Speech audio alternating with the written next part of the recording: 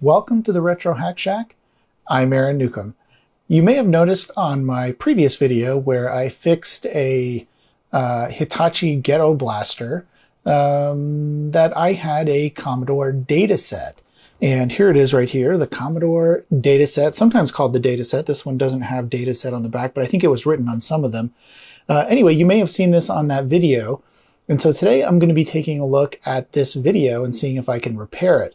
Now, I apologize, it's taken me a little bit longer to get this video out. As I'm recording this, it's early January 2021. Things are a little crazy. I promise not to go into politics on my episodes, but let's just say it's been mildly depressing, and news has been a little crazy, so it's taken me a little bit longer to get this one out. I apologize for that. And let me just say that depending on when this comes out, I'm not sure when you're watching this, but I hope everyone is safe and healthy and maybe enjoying some retro games, either by themselves or maybe with some family members. But I want to be able to make reproduction tapes so that I can load them through the actual Datassette. So if I go to a convention or something, I can have some tapes there, if I don't own them personally, where people can put them in the Datassette, load them onto a Commodore 64, and maybe relive some of that nostalgia of doing that. Also, I think I mentioned at the end of one of my episodes that I was getting very close to 1,000 subscribers, and I've got something special planned for that 1,000th episode, and this Commodore Datasette just might come in handy for that. And so without giving too much away, I do need to get this thing working. So I thought I'd give it a shot on today's episode. If you've done this before, let me know. Leave some comments below. Maybe give me some tips along the way, because I haven't tried to restore one of these Datasets before. I've done lots of work on Commodores. I've repaired several of them, but I've never actually tried to work on the Datasets. So this will be a little bit of an adventure, and we'll see how far I can get. But it's coming up right now on the Retro Hack Shack.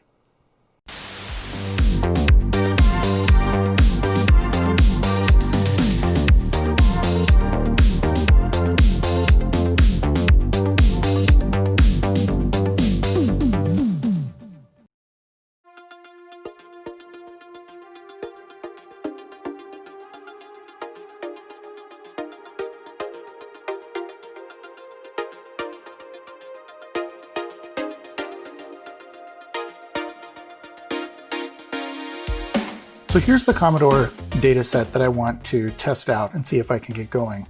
When I was a kid, I didn't have a Commodore 64. I had TRS-80 color computer, and I used a cassette player more like this to load and save my programs on. But when you compare these two models, you notice some key differences right away. The first one is this one has an AC adapter power port. This one does not.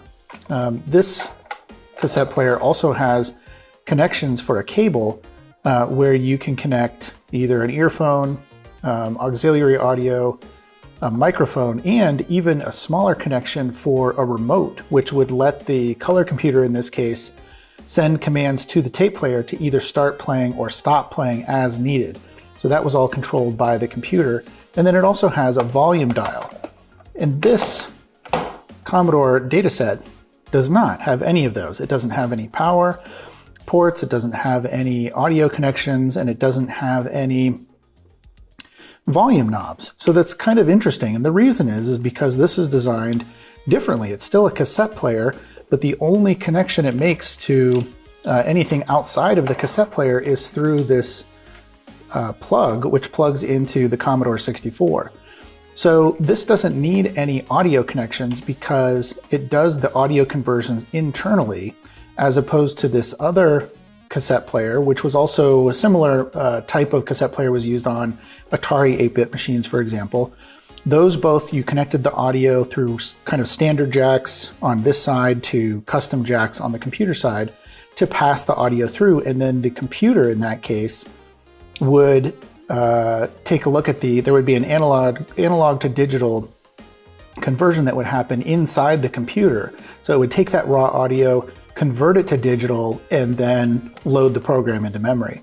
Whereas with the Commodore Datasette, it does that first initial conversion internally. It also draws power from the Commodore itself. So The only thing that it's sending is the power and the data stream as opposed to the raw audio. It's actually decoding the audio, converting it into a data stream, and sending that through the cable. So it's actually an interesting, although somewhat less useful machine in that it only works with Commodore computers, whereas the other, either the Atari or a standard cassette player like this, you could use it standalone. You could listen to your music, record audio, it has a built-in microphone, those types of things, whereas this you're only going to use it with Commodore. So that's a big difference from what I'm used to. So in order to try out loading a tape from the Datassette to the Commodore 64, I first have to either have a tape or make a tape. Now I don't have any tapes handy at the moment, at least not with me right now. So I need to be able to make a tape from a backup, record that audio onto a tape, and then put it in here and see if it'll load onto the Commodore 64. So to make the tape, I'm going to use my standalone Pioneer unit here. I'll hook up my phone to that, play the audio in, and record a tape that way. The nice thing about doing it on this unit is this one has VU meters so that I can use to make sure I've got the levels right as I'm doing the recording. And then from there, I'll take the tape, move it over to the Commodore Datasette, and see if we can load that into the Commodore.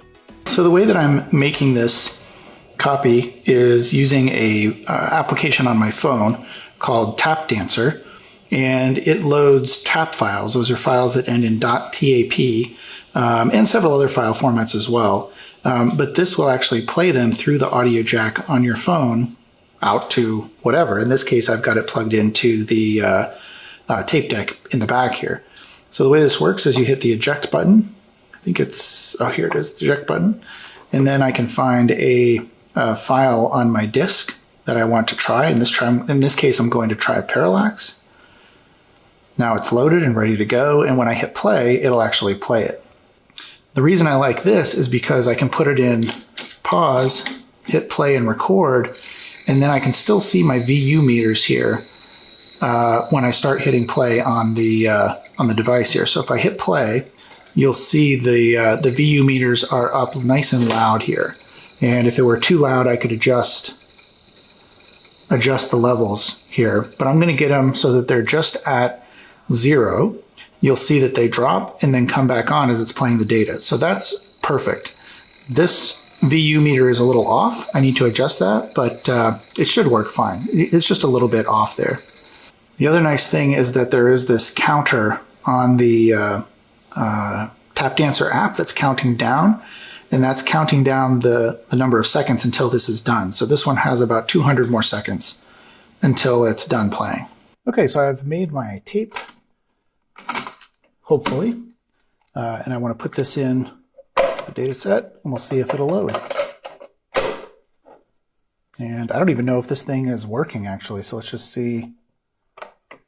Oh, yep, it is working. It's got this horrible scratch across the top, like someone drove over it with a car or something. That's not going to buff out. But the tape, it is getting power and it is working, so that's good. Now I should just be able to type load on the Commodore. Press play on tape. And we'll see what happens. And obviously I can't hear anything. That's one of the downsides of the way that Commodore implemented their tape player. Oop, I'm getting something. But I can't hear this while it's playing. I don't think I think that's normal. There we go. On the other, the other style of cassettes, the way that Atari and TRS-80 or Tandy did it with their TRS-80 color computer, you could actually hear what was going on through the computer because it passed that audio to the out through the TV in that case. In this case, I don't hear anything, and I'm getting some really weird messages here. Searching, symbol, out of memory error. So there's definitely something going on. That did not work. I'm just going to rewind and try one more time. I think at some point you had to press spacebar or something to get it to load, but if I remember correctly on the Commodore, it should say found something, found, whatever the file name is. Yeah, so it's just searching. It found garbly-gook, whatever that is, and it's not working. So, oh, there it goes though. Let's see. Nope. It just comes back with ready. So it's kind of working. It's sending signals to the tape. It's looking for stuff. Okay, so there's a couple different things or ways I could go about troubleshooting this. The first one is I'm going to make sure that the tape head in the dataset is cleaned. I'll do that with a little bit of IPA alcohol here. And then also I'll clean the connections to the Commodore. That could be an issue as well. I think that's what I'll do first. There are lots of other things that could go wrong and did go wrong back in the day. If you remember, if you use tapes, you probably experienced a lot of these. If your buddy made you a copy of a game, let's say, to play, whatever their record equipment that they used to make a copy of that tape could have been the problem. So if I've got a bad belt or something else in this Pioneer tape deck, and that caused a lot of wow and flutter, for example, that could lead to the dataset not being able to correctly translate into a data stream that gets fed to the Commodore. So that could be a problem, is your origin of wherever you're making the tape. And then also the azimuth, the adjustment here, there's a little adjustment to move the head. That could be out of alignment, and that could also cause a bad read and subsequently bad data getting sent to the Commodore as well. So any and all of those things could be bad. Also, in my last video, I found that one of these tapes that I used, the first part of the tape was, this is an old TDK tape that I picked up, but the first part, the outer part of the tape itself on the reel, the first 30 seconds or so was bad. So it could be that I need to try using side B, rewind it all the way, and record over that side B instead of using side A, where this tape is less exposed. There's a chance that the tape itself, regardless of if either of these things are working, this is so old, that could be the issue as well. So I need to be able to work on each one of those in order. I think I'll start by cleaning the head and cleaning the connection to the Commodore 64 with some Datassette. So let me do that now. So cleaning the card edge side on the back of the Commodore 64 is pretty easy. You can just take some Datassette and a cotton swab and clean off those the card edge pretty well. If you didn't have Datassette, you could also use the same IPA that I was using on the Datassette. That would work fine as well.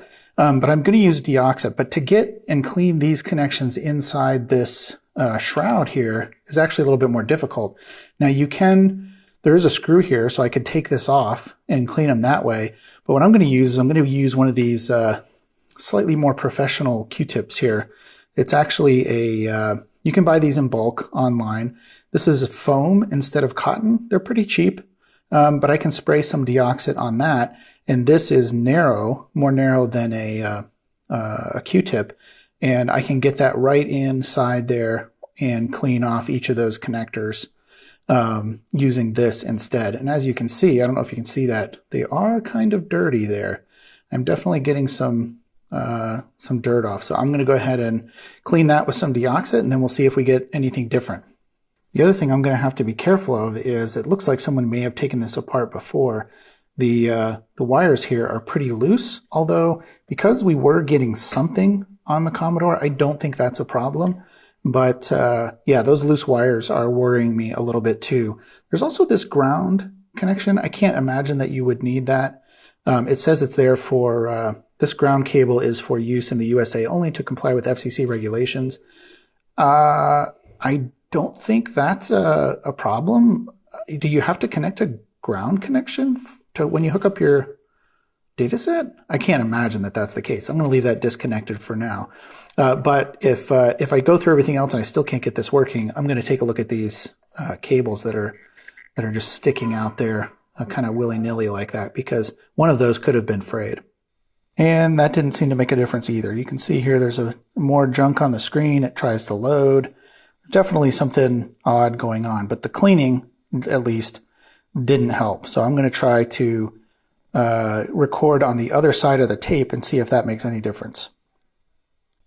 All right, so this tape is done recording on side B. And let's just see if that helps anything. Yeah, now I'm just not getting anything. So I think what I'll do is let me eliminate the tape altogether and the recording as possible failures and see if we can just get this to work by itself. So to try to eliminate the at least two of the analog sources of data that could be wonky here, number one, the recording, the equipment I'm using to record the tape, and the tape itself, I can use something else. And you may remember seeing this if you grew up in the, what would this be, probably from the 90s they first started seeing these. But this is one of those cassette things, you know, before you had a CD in your car, if you only had a cassette player and you wanted to play a CD, or you wanted to connect to another audio source, you could put this in your car, this little adapter, and it's got a plug on it. It doesn't have any tape inside, but it does have a playhead that mates up with the head in the cassette player. And then you plug this into your audio source, and you can play external audio through a tape player. And that's what we want to do here to eliminate those possibilities of failure. So I've already taken this off, this the cover, and I had to do that because this has a little, the cord comes out the side and wouldn't fit into the cassette holder here that's in the top of the unit, so the door. So we'll take that off, and now there's plenty of room. They left plenty of room on the side of this so that we can easily just pop that in. There's plenty of room left over. And now I can plug this into my phone and then use Tap Dancer to feed the audio directly into the cassette unit. And then that will, of course, convert it into digital and put it in the C64. We'll see if we can get a program to load that way. If we can, then I know that the problem was either with the cassette or with my poor recording over here. And that didn't work, at least on the first attempt. All I got was a ready prompt on the screen here. So I think it's time to check the azimuth of the cassette player itself and see if we can take a look and see if that's on track, or maybe it's a little off. So to help me diagnose this, I'm going to need to load some programs into the C64. And for that, I'm going to use my trusty Fakebit cartridge. This cartridge also comes with a VIC-20 adapter, so I'll probably be covering this whole setup in another video. But for now, I'm going to be using it to load some test programs, which will help me dial in the azimuth on this Commodore cassette player. Now with the Fakebit cartridge installed, you can see I've got several programs here. The first one I want to try is this head-align program. And the reason I like this is because you can actually type this program in. It's just a basic program. You can type it in yourself. So even if you didn't have one of these handy-dandy Fakebit cartridges or one of the other ways of getting data into your C64, you can actually just type this program literally. I'll leave a link to that down below where you can find that basic program, and then you can run it and check the azimuth on your cassette player. It's pretty cool. You can see that there are some lines. It looks almost like the matrix coming down into the down on the screen here. It's a little hard to see, actually.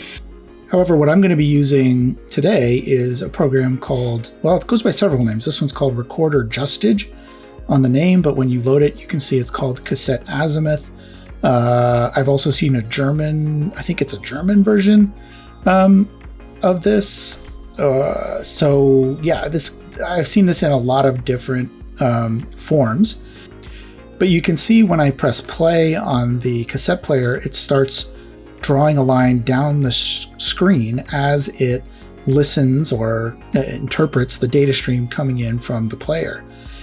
Step 2, as you can see on the screen, is to tighten the azimuth screw completely on the cassette player itself, and then start loosening the azimuth screw until the data lines that it's drawing out are visible as clear lines.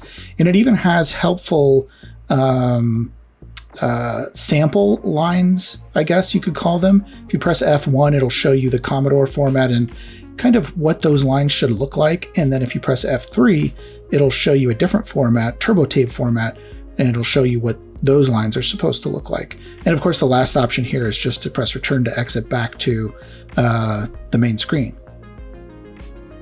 So with a small screwdriver and the cassette player in play mode, you can insert it in a tiny hole, and there's a screw there that you can adjust, which will change the angle of the playhead relative to the tape that's running across it. And as you do that, you can see in the program that the lines will become either more clear or more black, that is, or less clear and more scattered.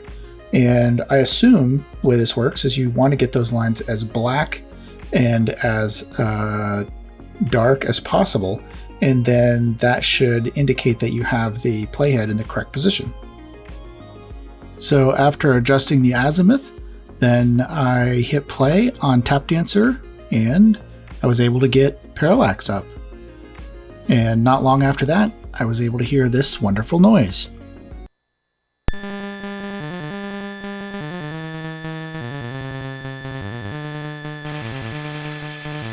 Yes.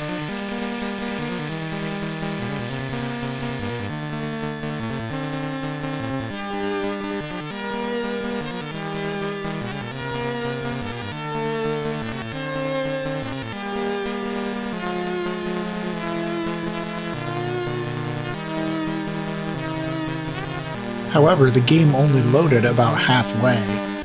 Still, armed with this partial success, I decided to keep going down the tape route, and I decided to change the belts on my tape recorder. Unfortunately, that meant removing a lot of internal components to get to the belts, but after about an hour of work, I was able to get all the new belts put back on. And that's when I ran into another problem. So after I fixed the belts and was getting ready to test, I noticed that the transformer was getting quite hot. And it turns out a few seconds later, the transformer actually blew. I heard a little and that was it. Normally I would have suspected a blown fuse. There's really no fuse though in this design. The schematics indicated that there might be a temperature fuse, a heat fuse in the transformer, but I couldn't find it. I took it apart to see if I could figure out what was wrong and just learn a little bit more about this transformer. But it's just a simple transformer with multiple windings. Anyway, that's gone, so I've got one on the way. So I've got to figure out a different way to make a tape. Luckily, my good buddy Dave had this Sansui tape deck, which is very similar. It must have been nearly the same model year as the Pioneer deck that I had, and it had VU meters, so it was easy to see the recording levels. So I got to work making a tape with that tape deck. Okay, so this tape is done. Let's go ahead and try it out in the Datassette, see if it works.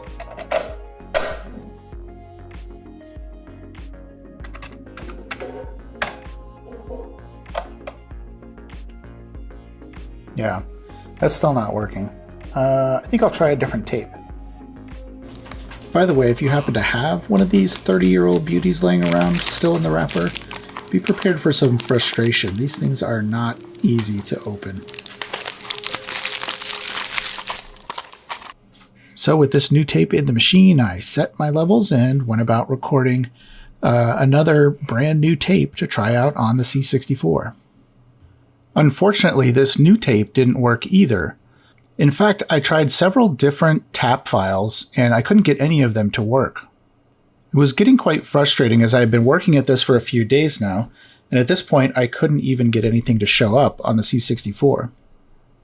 I decided to go back and try to adjust the azimuth again, and what I found interestingly was there was always these two lines in the middle of the pattern that would converge and diverge as I move the azimuth around. Okay, I still am not getting anywhere, so I think at this point I'm going to try saving a file and then seeing if I can read it back on the same unit without going from one to the other. Let's try that. So let's load this head-align thing again and list it and make sure it's still there. Looks good. Now I'll do save, test, return, press record and play. It's a very small program, so it shouldn't take too long. Okay, says it's done. Let's rewind this and see if we can load it. Ready. Let's list it. Yeah, it's working fine. So when I record a program on the dataset and load it back, it's working. So it's something in between loading it here and trying to play it through the dataset that's not working. And look what my son just brought me. It's a bag of Bacorns.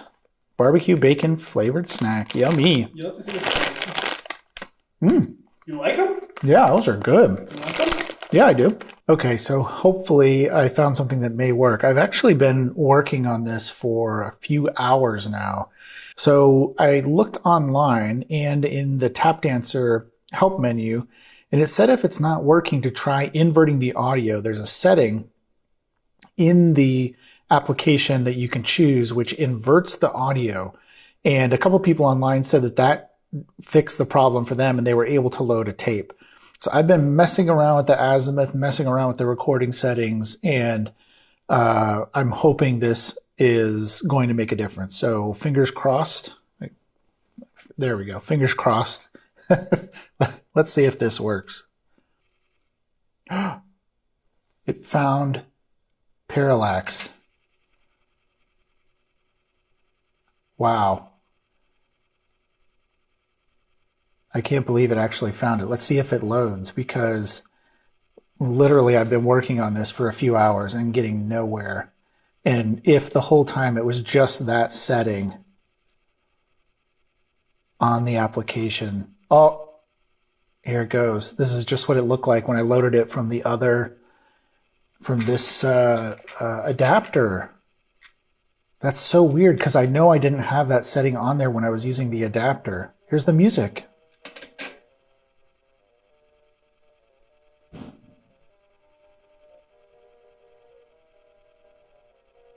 It's totally working. Wow. It was just that setting the whole time.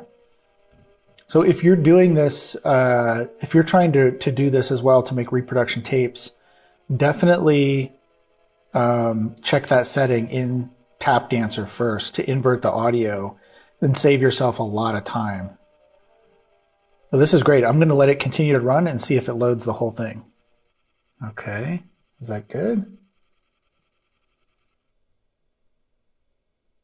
Yep, it is. It's actually working. All right.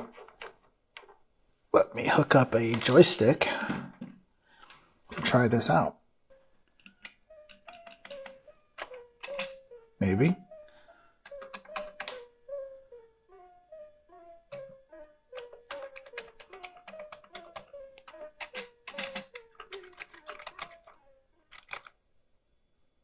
Oh, come on. It looked like it was working. Try again. 2 days later. Okay, well, it's now a couple days later, and I've been fiddling on and off with this thing. I adjusted the Azimuth on this deck, trying to get it right, trying to get it to see if I could get it to match up with the Azimuth on this better. And I've tried, another dozen or so attempts to try to get things working, adjusting volumes, a little louder, a little quieter. That's usually what you have to do, is just figure out that sweet spot for the record volume to get things to work. In this case, I just can't seem to get an actual physical tape to work correctly, recorded on one machine and then playing back in this. One of the things that I happened to think about was back when I was adjusting the Azimuth using the program on the Commodore 64, I could see two lines in parallel kind of going back and forth. And that got me thinking about the fact that I'm copying from a stereo head on this machine to what potentially could be a mono head. And if I look in here, sure enough, I'll try to get a close-up of this later, there is a mono head, and you can tell because it's wider and it doesn't have the groove down the middle for two tracks. It's a single track. And so that got me thinking, well, maybe if I use another mono device or a device with a mono head in it, like this one, maybe the recording will sync up better. Certainly there'll be more area to cover to try to get it to line up with this head, and maybe that's the issue. Yeah, this isn't going to work because it's not finding the actual name of the program. It's just got these weird letters here. So that's unfortunate. So I think now it's down to, I'm going to actually open this up, check the belts. It is making a little bit of a weird noise when it plays. See if you can hear this noise it's making.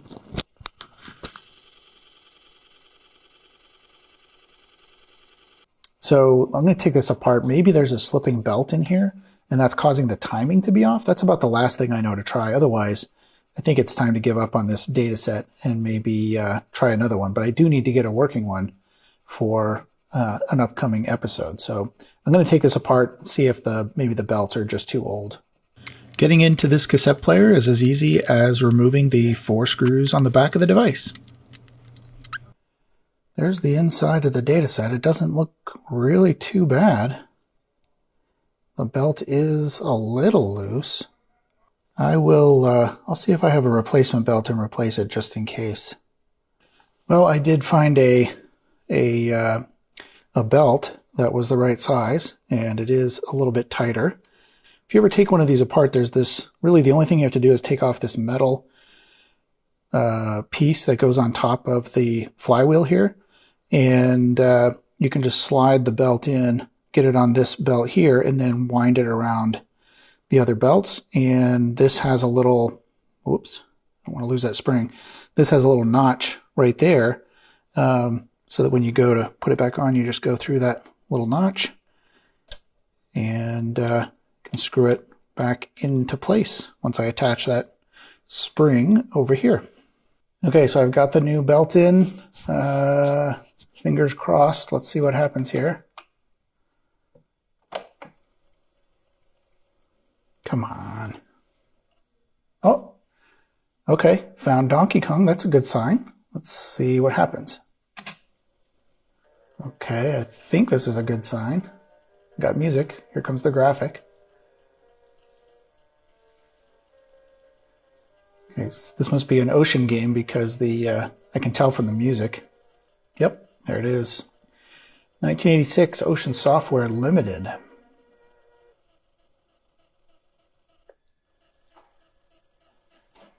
Okay. Sounds like I've got a singing capacitor somewhere. This is a good sign. The Donkey Kong kept running, but I think it's supposed to stop. We've got the game. Now, I don't know if you could hear, but the Datassette still had that same sound in it when it was playing, even after I changed the belt. So there's probably something in there that needs to be lubricated. I'm not too worried about that. The game did load. Will it play, though? That's the question. So let me hook up this joystick and see if it'll actually work or not. Not exactly which joystick port this uses. Okay, that's good. So far, so good. Fingers crossed.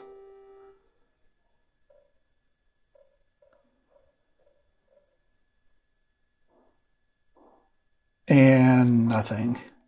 Nothing. It just freezes.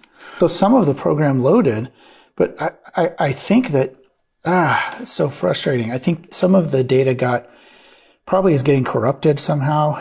The only other thing I can think to do, and I'm not sure I'm going to have time to do it in this episode, is to check the capacitors on the data set. Perhaps there's some capacitors in there that are creating a bad waveform.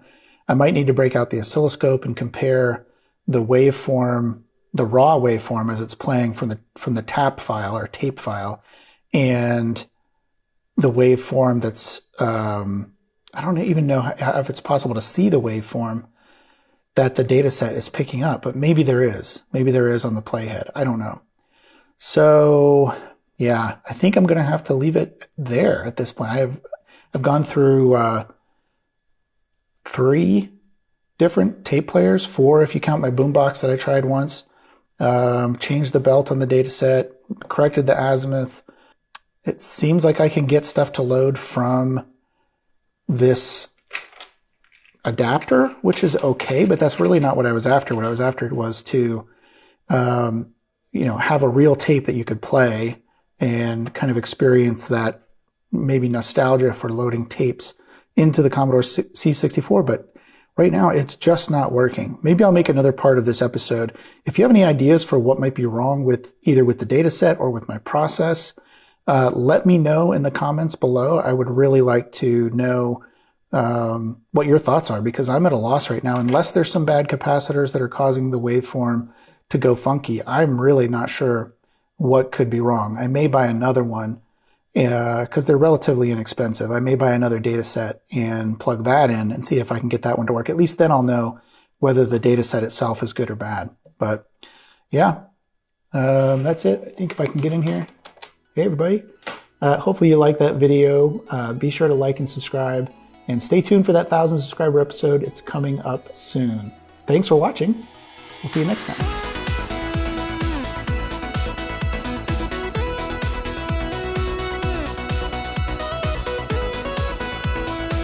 If you want to support me on Patreon, you can go to patreon.com/retrohackshack and sign up. If you support me at a high enough level, you can get your picture in the credits, just like Parker here.